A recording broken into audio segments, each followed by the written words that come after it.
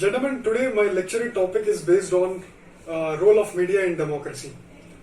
So media acts as a powerhouse of delivering information and data, and also it stores the information and data as well, and it also provides statistical data which is largely true if done in a positive way. Print media can be of any type. It can be of communications, it can be print media, publishing, and it can be cinematography, and of course electronic media in the form of various other news websites and YouTube channels, and radio and television. Now, media is a very important aspect of a democracy. It acts as the fourth pillar of a democracy. And when I say that, it also becomes significant for a media as it influences the voters' decision in an election, and they also signifies whom to vote and whom to not. And such has been the effect of a media in a democracy. Now, gentlemen, we will talk about the importance of media in a democracy. So, as I said earlier, media acts as the fourth pillar of a democracy.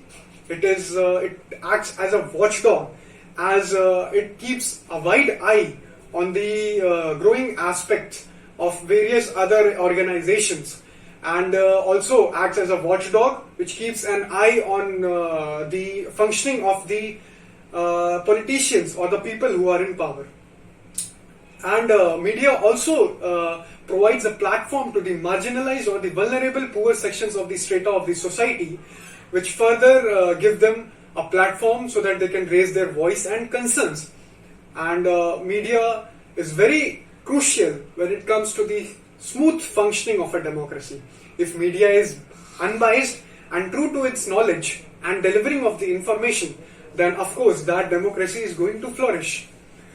Now, gentlemen, media faces certain challenges, and these challenges can be categorized under certain points. But before that, I would like to tell you that it is very alarming that media in India, the World Press Freedom Index slipped to 150th rank. That is, India slipped to 150th rank in the World Press Freedom Index 2022, which is alarming, considering the fact that India was a nation where the media outlets were really transparent and accountable in delivering the information. Now, gentlemen, the certain or the very challenges faced by media in India are paid news. Paid news, as described by the Bar Association of India, says that it is a news which is largely financed by a group of individuals or a certain strata of society in order to raise their opinions, or generally in the form of we can say advertisement, or promote their agenda when it comes to elections. And there are other challenges like fake news. Now, with the emerging social media websites and social media channels like Facebook, WhatsApp, YouTube, Instagram, the fake news menace is on the rise. We see that it has contributed to so many fights, disputes and conflicts in India, and the increasing number of mob lynchings in India. So this has been the effect of fake news when it comes to media. And then we have the sensationalization of news, which is a very significant factor and a very significant challenge. Sensationalization is a term which means that news can be made with a lot of spices, and we can say that it could be further enhanced and slightly taken aback, as news cannot be significant, but it is shown in such a way that people get enraged, like we have seen in the court verdict case of Ayodhya, where the social harmony was deeply affected. And then we have the declining press freedom. We see that in India, there are largely attacks on reporters, on news anchors, and then they are under constant pressure by the politicians which are sitting in power. So this has been one of the major concerns. And then lastly, we have trial by media, which is another significant challenge.